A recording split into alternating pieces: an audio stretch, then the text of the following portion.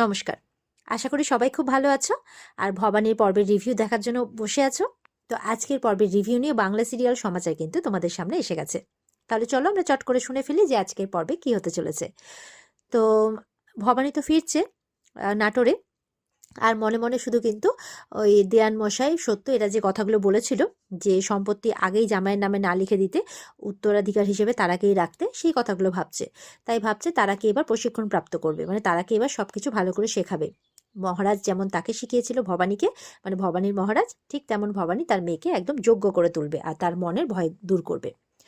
তো এই ভাবতে ভাবতে চলে আসছে। আর ওদিকে দেখা যাচ্ছে তারার বর তো মানে তারার হাতে খাবার খেতে চেয়েছে, তারা সুন্দর করে খাবারের টেবিল সাজাচ্ছে আর কি। তারপর তার বর বসেছে খেতে। এবার শুরু করছে আর কি, এই মাছ মাংস এইগুলো দিয়ে আগে শুরু করছে। বলে না না শুনুন, এসে বরের হাত ধরে ফেলেছে। আবার দুজন দুজনের দিকে তাকিয়ে আছে। বলছে কি হয়েছে? বলছে আগে ভাজা দিয়ে শুরু করুন। বলে ও আচ্ছা, কিন্তু এখানে তো আরেকটা মেন পদ নেই। বলে কি? বলে কেন? যেই পায়েসের কথা বলেছিলাম। বলে ওটা হেসেলেই আছে, আমি ঠান্ডা করতে রেখে এসেছি। আমি আমাকে এক দণ্ড দিন, আমি এক্ষুনি নিয়ে আসছি। এই বলে আনতে চলে যায়, যাওয়ার সময় আবার বারবার স্বামীর দিকে তাকাচ্ছে। তারপর লজ্জা পেয়ে চলে যায় আনতে, কিছুক্ষণের মধ্যে নিয়ে চলেও আসে। বলছে এই যে আপনার পায়েস। যেই না দিতে গেছে পায়েসটা, অমনি মালতীলতা এসে হাতটা ধরে ফেলেছে। তারা তো সেই রাগ, তাকিয়ে আছে গটগট করে তারা ইয়ের দিকে, মালতীলতার দিকে। বলছে সাধ করে স্বামীকে পায়েস খাওয়ানো, এই পায়েসখানা আমি একেবারে ছুঁড়ে ফেলে দেবো। এই বলে হাতে নিয়ে ফেলতে যাবে কি, চিৎকার করে উঠেছে মালতীলতা বলে রাঘব। মালতী বলছে চিৎকার করা, আমার উপরে চিৎকার করা, চিৎকার করে কি হবে, এই পায়েস আমি খেতে দেবো না। আবার যখন ফেলতে গেছে তখন কিন্তু তারা এসে হাতটা ধরে নিয়েছে আর চিৎকার করে, খবরদার এই পায়েস যদি ফেলেছো। বলে কি, এতটুকু মেয়ের আবার এত তেজ এলো কোথার থেকে? তুমি আমার হাতখানা ধরেছো? তারা বলছে এতটুকু মেয়ে বলে কি প্রতিবাদ করতে জানি না নাকি? হ্যাঁ, কি মনে করেছো আমাকে? আমার স্বামীর কিন্তু খাওয়ার সময় এটা, তার কিন্তু খাওয়া ফেলে রেখে সে কিন্তু দাঁড়িয়ে আছে, তাকে খেতে দাও। পরিষ্কার করে বলছি, না হলে আমার থেকে খারাপ কিন্তু কেউ হবে না। এইভাবে বলছে। বলছে হাতটা ছাড়ো, আমার লাগছে। বলে লাগুক। তারার এই রূপ দেখে কিন্তু তার স্বামী তার দিকে আরো তাকিয়ে আছে। বলে তারার মধ্যে এত তেজ, আমি তো এর আগে কখনো দেখিনি। আর ওদিকে ফুল্লরারা দেখে আরো অবাক হচ্ছে, সঙ্গে আবার তারা শাশুড়িও দাঁড়িয়ে আছে, সেও আড়ালে কান পেতে দেখছে আর কি। তো বাবা, এর মধ্যে আবার এত তেজ এলো কোথা থেকে, এর আগে তো দেখিনি। তখন ফুল্লরা বলছে ওর মায়ের মতনই তেজখানা পেয়েছে একদম। চিন্তা করো না, আস্তে আস্তে সব ঠিক হয়ে যাবে, তাই বলছে। তো তারা তেজ দেখে যেন আরো মুগ্ধ হচ্ছে তার স্বামী, মানে রাঘব। আর রাঘব যে তারাকে একটু সাপোর্ট করেছে, মালতীর উপর চিৎকার করেছে, তারা যেন আরো মনের জোর পেয়ে গেছে। তাই ফুল্লরারা বলছে যে একটু সমর্থন করেছে কি করেনি, তাতে একদম বিশাল তেজিয়াল হয়ে উঠেছে মেয়ে, তাই বলছে। ওইদিকে তারার মানে এদিকে অশান্তি হচ্ছে, তো এগুলো শুনে ইন্দু বৌঠান ওখানে এসছে। বলে কি হয়েছে, কি হয়েছে, কি হয়েছে, তারা কি হয়েছে? বলে দেখো না, উনি খেতে বসছিলেন আর খাওয়ার সময় এসে অশান্তি করছে, ওকে খেতে দিচ্ছে না। আর কত এইসব সহ্য করবো বলো তো, কার এইসব মানে একদম অশান্তি বইতে ভালো লাগে বলো তো তুমি? বলে আচ্ছা আচ্ছা ঠিক আছে, শান্ত হও শান্ত হও। তখন মালতীকে বলছে এটা কিন্তু তুমি ঠিক করলে না তারা, তুমি ঢিল ছুড়লে তো পাটকেল তোমাকে খেতেই হবে। তারা বলছে তুমি কি ভাবছো আমি তোমাকে ভয় করি? যা করার করে নাও। ওদিকে মালতীলতা ইয়েকে বলছে, রাঘবকে, যে এই যে জমিদার মশাই, কাজটা কিন্তু আপনি ঠিক করলেন না। আমার গর্ভে আপনার সন্তান, আর আপনি কিনা আমার সতীনের সাথে খেতে বসছেন, এইভাবে বলছে। তখন বলছে খবরদার, তারার সাথে সংযতভাবে কথা বলবে আজ থেকে। খবরদার যদি এইভাবে কথা বলেছ। তখন বলছে ঠিক আছে, ভালো হবে না। তারা বলছে শকুনের অভিশাপে গরু মরে না, যাও এখান থেকে, দূর হও। যদি লাজ লজ্জা থেকে থাকে এখানে এক দণ্ড দাঁড়াবে না, দূর হও। এই বলে মালতী একদম গটগট করে রেগে চলে যায় ওখান থেকে। এইসব কাণ্ড দেখে বাইরে ফুল্লরারা অবাক। ওদিকে মানে ইন্দু বৌঠান যে দেখছে যে রাঘব তারার হয়ে প্রতিবাদ করলো, মালতীকে সরালো এখান থেকে, এই ব্যাপারটা দেখে কিন্তু খুশি হয়েছে। বলছে জামাই, খাওয়ার বেশিক্ষণ ফেলে রাখতে নেই, খেয়ে নাও খেয়ে নাও, বসে খেয়ে নাও। তারাকে বলছে শান্ত হও মা, শান্ত হও, যাও স্বামীকে খাইয়ে দাও। এই বলে তারা তখন বসেছে, তার স্বামীও খেতে বসেছে। আর ইন্দু বৌঠান তখন মনে মনে ঠাকুরের কাছে প্রার্থনা করছে, হে মা ভবানী, ওদের সম্পর্কের যেন দূরত্ব মিটছে, ওদেরকে আরো কাছাকাছি এনে দাও ঠাকুর, আরো কাছাকাছি এনে দাও, ওরা যাতে সুখী হয়। এই বলে ঠাকুরের কাছে প্রার্থনা করে চলে যায়।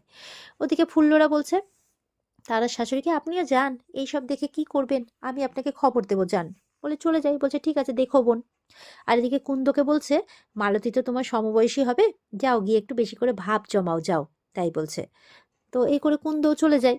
আর এ বলছে এইসব দেখলে না গা পিত্তি যেন জ্বলে যায় একেবারে, দিয়ে ওই মুখ ভেঙে নিজেও চলে যায়। আর এদিকে তারা কিন্তু তার বরকে মানে এবার বরের পাশে বসে আছে, তার বর খাচ্ছে, তো দুজন দুজনের দিকে চেয়ে আছে, এইসবই চলছে আর কি। এদিকে দেখা যাচ্ছে বিষ্ণুরামকে তার বউ বলতে এসেছে, জানেন কি হচ্ছে, আপনি এদিকে বসে দাবা খেলছেন, ওদিকে তারা তার বরকে একদম পঞ্চব্যঞ্জন রান্না করে পাশে বসিয়ে পাখার হাওয়া করিয়ে খাওয়াচ্ছে। বলে বাবা, ওদের দুজনের আবার ভাব হলো কোথা থেকে? বলে সেটাই তো বলছি, আপনি তো শুনছেন না, আপনি দাবা খেলতেই ব্যস্ত। আমার ছেলেটা থাকলে না এখন কিছু না কিছু একটা কুমতলব আটতো ঠিকই। তখন দেখছে দেবী প্রসাদ এসছে। বলছে এ বাবা, দেবী তুমি এখানে? কেউ দেখে ফেললে কি হবে? বলছে দেখে ফেললে দেখুক, আমি ভবানীকে ভয় পাই নাকি? মানে রানী ভবানীকে ভয় পাই নাকি? আমার এখন সাহেবদের সাথে ভালো ওঠা বসা আছে, আমি ওসব চিন্তা করি না। বরঞ্চ যাও গিয়ে খবর দাও, রঘুরাজাকে গিয়ে বলো যে ভবানী সাহেবদের সাথে দেখা করতে গেছিল। বলে হ্যাঁ সে তো জানি। বলে দেখা করতে গিয়ে কি হয়েছিল সেটা শুনুন। এক আস্ত মুরগি মানে রানী ভবানীর সামনে রাখা হয়েছিল, সেটা কি ধর্মচ্যুত নয়? উনি কি পাপ করেননি?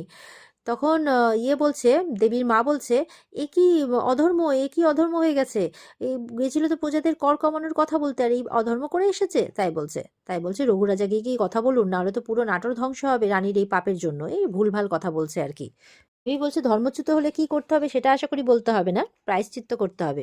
এই যে ভবানীকে এই যে এই কুমতলবগুলো আটে না ভবানীর বিরুদ্ধে, ভবানী যত কষ্ট পাবে তত এর আনন্দ পাবে, ওই মতলবই আটছে আর কি। এবার বিষ্ণুরাম কি করে, রঘুরাজের কাছে গিয়ে ভবানীর নামে জানায় যে সে তো গোড়া সাহেবদের কাছে গেছিল কথা বলতে, কর কমানোর কথা বলতে প্রজাদের হয়ে। তো ওখানে গিয়ে তো আমিষের মধ্যে ভোজন করে এসছে, আমিষ ভোজন করে এসছে, সে আস্ত মুরগি দিয়েছিল খেতে, তাকে ভুলভাল কথা বলছে আর কি। বলছে কি বলছো? বলে হ্যাঁ, ছোঁয়াছুঁয়ি কোনো কিছু তো মানার প্রয়োজন বোধ করেনি। বলছে রঘুরাজা কিন্তু বিশ্বাস করছে না। রঘুরাজা বলছে আমার মনে হয় না যে এরকম ধর্মের বাইরে গিয়ে ভবানী মা কোনো কাজ করবে, দাঁড়াও ভবানীকে আসতে দাও, তারপর আমি কথা বলে দেখছি। তখন বলছে না না, আর কোন টাইম মানে সময় দেওয়া যাবে না, আমি এক্ষুনি ব্রাহ্মণ সমাজকে গিয়ে খবর দিব, তারাই বিচার করবে যে এই পাপের কি করে প্রায়শ্চিত্ত করা যায়। এ বলছে। তখন বলছে দাঁড়াও দাঁড়াও, আগেই অত উত্তেজিত হয়েও না, আগেই কেন ব্রাহ্মণ সমাজকে জানাবে, আগে মা ভবানীর সাথে আমি কথা বলি, দেখি কি হয়েছে, আগে শুনি। বলে না না, ক্ষমা করবেন, অত সময় দেওয়া যাবে না, ভাগ্যিস আমাকে দেবী প্রসাদ এসে জানিয়েছে, তবেই তো জানতে পেরেছি, নাহলে তো জানতেও পারতাম না। এই বলে বিষ্ণুরাম কিন্তু বেরিয়ে চলে যায়। আর রঘুরাজা বলছে ধুর বাবা, এই অশান্তি আর ভালো লাগে না, এত অশান্তি, ভবানী মা তুমি যে কি করো না, তোমার আরেকটু সজাগ থাকা উচিত ছিল, এরকম ভাবে বলছে। আর ওদিকে ভবানী কিন্তু চলে এসেছে পালকি, মানে পালকি থেকে নেমেই দেখছে সামনে অলরেডি ব্রাহ্মণ বর্গ একদম দাঁড়িয়ে আছে, হাতে মশাল ফশাল সব নিয়ে ওই রাস্তাতেই।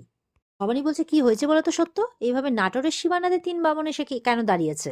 মানে একদম সীমানা থেকে আটকাচ্ছে ভবানীকে, এরকম একটা ব্যাপার।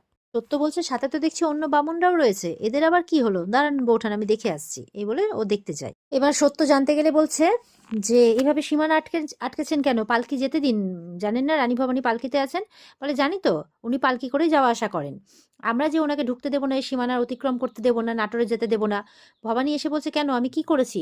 বলে আপনি তো করেছেন যা করার, আপনি প্রজাদের হয়ে কথা বলতে গেছেন আর ধর্মচ্যুত হয়ে এসেছেন, একটা আস্ত মুরগি খেয়ে এসেছেন আপনি। বলে কি বলছেন, আমি ওদের খাওয়ার স্পর্শ পর্যন্ত করিনি। বলে মুখের কথাই তো বিশ্বাস করবো না, আপনাকে প্রায়শ্চিত্ত করতে হবে।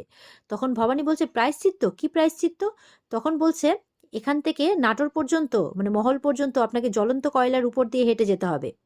তো সবাই তো শুনে অবাক, এ কি এদের ইয়ে রে বাবা, মানে মুখের কোনো লাগাম নেই, যা পারছে তাই। আর এখানেই কিন্তু আজকের পর্ব শেষ হয়ে যায়। তো আগামীকালকে কিভাবে জ্বলন্ত কয়লার উপর দিয়ে রানী হাঁটছে, নাকি সেটার কোনো অন্যরকম রাস্তা বেরোচ্ছে, সেটা আমরা কিন্তু আগামী দিনের পর্বে দেখতে পাবো। তো অপেক্ষায় থাকবে সবাই, আজকের পর্বের রিভিউ পেতে অবশ্যই স্টার জলসার পর্দায় চোখ রাখবে। আর আমাদের রিভিউ শুনতে ভালো লেগে থাকলে অবশ্যই লাইক কমেন্ট করে জানাবেন, আমাদের সাথে জুড়তে চ্যানেলকে সাবস্ক্রাইব অবশ্যই করবে। দেখা হচ্ছে তোমাদের সাথে আগামীকালকে, সবাই খুব ভালো থাকবে। আজকের মতো পর্ব এই পর্যন্তই, টাটা।